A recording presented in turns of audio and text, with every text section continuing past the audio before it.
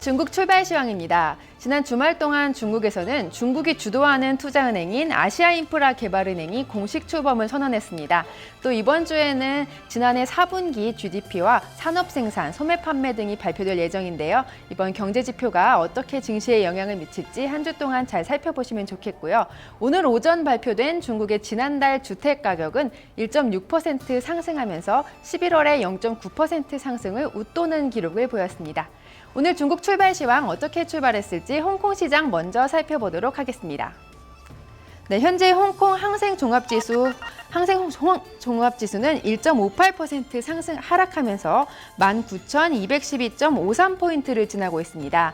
하락하는 종목 먼저 보시면요. 현재 CKH홀딩스가 0.56% 하락하고 있고 CLP홀딩스는 0.63% 하락하며 출발했습니다. 상승하는 종목도 함께 보시죠. 현재 갤럭시 엔터테인먼트가 3.07% 높은 상승률을 보이면서 출발했고 CT증권, 중신증권이 0.17% 상승하면서 출발했습니다. 이어서 홍콩 H지수도 살펴보도록 하겠습니다.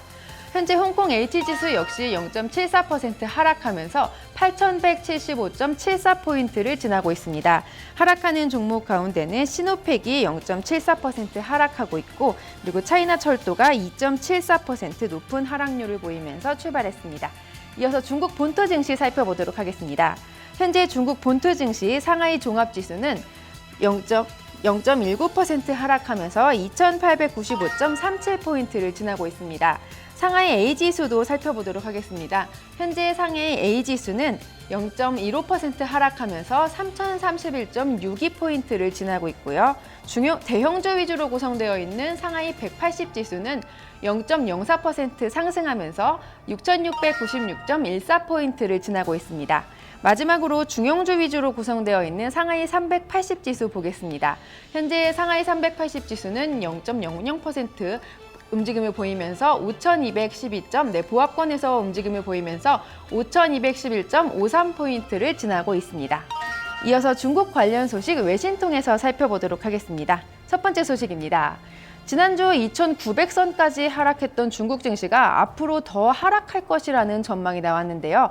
월스트리트 저널의 보도로 자세히 살펴보도록 하겠습니다. 현지 시간으로 17일 월스트리트 저널의 보도에 따르면 글로벌 경제에 큰 영향을 미치고 있는 중국 증시가 더 하락할 것이라는 전망입니다. 이미 중국 증시는 상하이 종합지수를 기준으로 올해 들어 18.03%나 하락했는데요. 그럼에도 불구하고 중국 주식은 여전히 고평가되고 있습니다. 교통은행의 분석에 따르면 상하이 종합지수의 예상 주가수익 비율 중간값이 24배로 현재 미국의 S&P 500 지수 중간값이 16배이고 범유럽 지수인 스톡스 유럽 600 지수가 15배인 것을 감안하면 실제로 꽤 높은 기록입니다. 하우홍 교통은행 매니징 디렉터는 중국은 가장 고평가된 증시 중 하나라며 중국 주식에 투자하는 것은 복권을 사는 것만큼 위험성이 높다고 설명했습니다.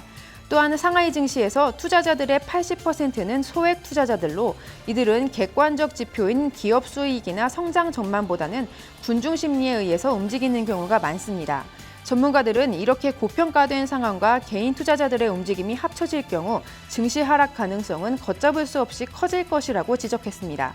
중국 증시 투자자인 마크 후는 올해 초 갖고 있던 증시를 모두 매각했다며 최근 흐름을 보면 중국 증시는 여전히 비관적이며 구조적으로 문제가 있다고 말했습니다.